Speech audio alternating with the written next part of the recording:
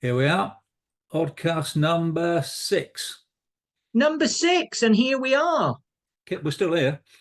Colin, you had a question for me. I do have a question for you.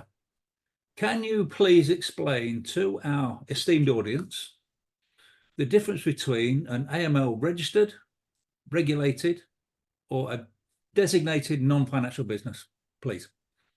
Colin, I'd like to thank you for that question. But before I answer, I want to remind you that I'm addressing the issues that hardworking people are concerned with.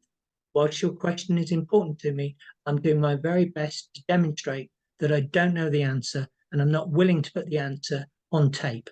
You ask me an easy. Thank you for that. And therein lies the problem. Because people don't get it. There's so much terminology and buzzwords and all this sort of stuff in the world of AML. I think people get confused. And it's no wonder the smaller business is getting into trouble. And that leads into our next story, I think. The smaller business is getting into trouble because the smaller business doesn't necessarily have the resources or doesn't necessarily see the importance of the issue. But before we talk about size and worry about the smaller business having bigger risks, you shared with me a story in the week that said that of every property transaction in the UK, there is a measurable percentage that the funding for those purchases emanates from offshore.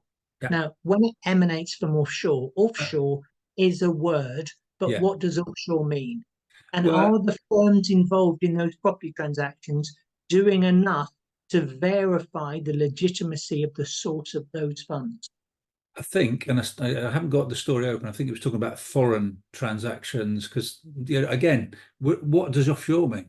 That's an old term, but offshore for you and I means some of the jurisdictions we've worked in, such as Jersey, Guernsey, Isle of Man, Malta potentially. Yep. But I think there's a word about offshore that goes way back, and I can't remember the terminology. But so I think it was foreign property transactions, and I do wonder whether the level of due diligence is being done to the extent it should be, to keep on the right side of the regulator. Surely it's not being done, and we have evidence that it's not being done because of the number of firms, accountancy firms, lawyers, potentially very soon estate agents, who are being found wanting, fined, potentially prosecuted for their failure to meet their obligations.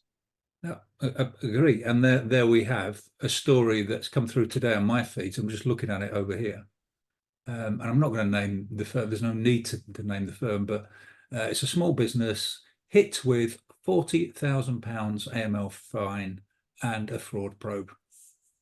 Now, being hit with a fraud probe always reminds me of a cattle prod, because if you can avoid a fraud probe rather than the fraud humour, that's a good thing. Yeah.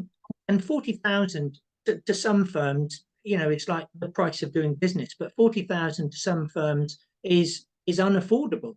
So the price of getting it right is cheaper. The cost of getting it right is cheaper than getting it wrong. Yeah. David Lammy was on stage only yesterday, perhaps it was Tuesday, and he was at a leading think tank conference, and he delivered a well-presented speech, and it was covered in the FT. And if I summarize it, if I paraphrase it very badly, he said that the incoming Labour administration will, if it's elected, and it's an if still, have estate agents in its sights for them not doing enough to identify fraud, identify criminality.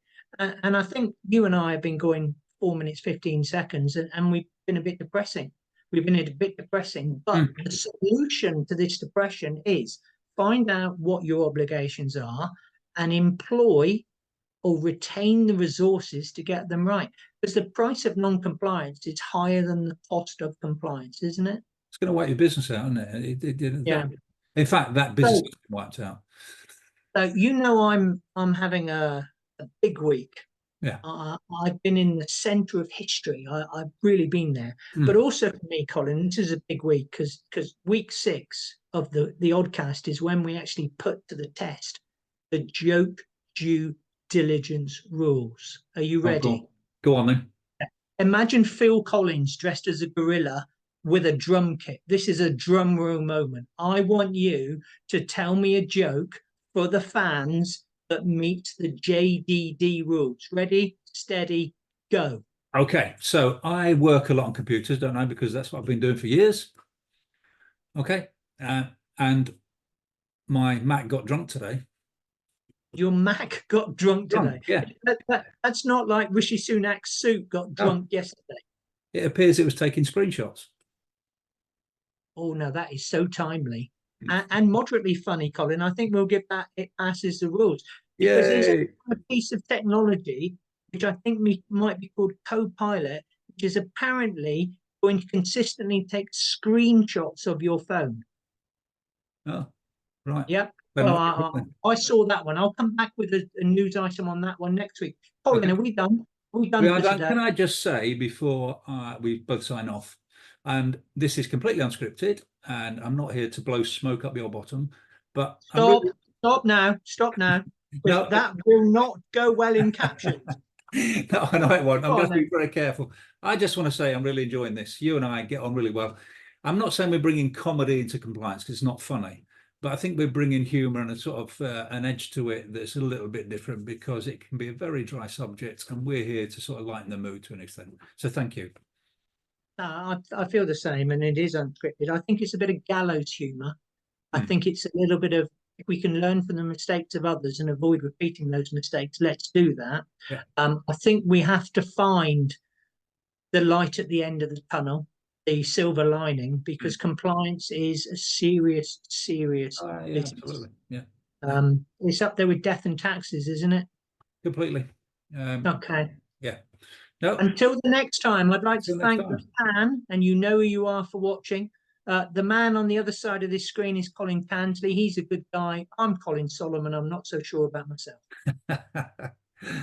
See you all soon. Thanks all.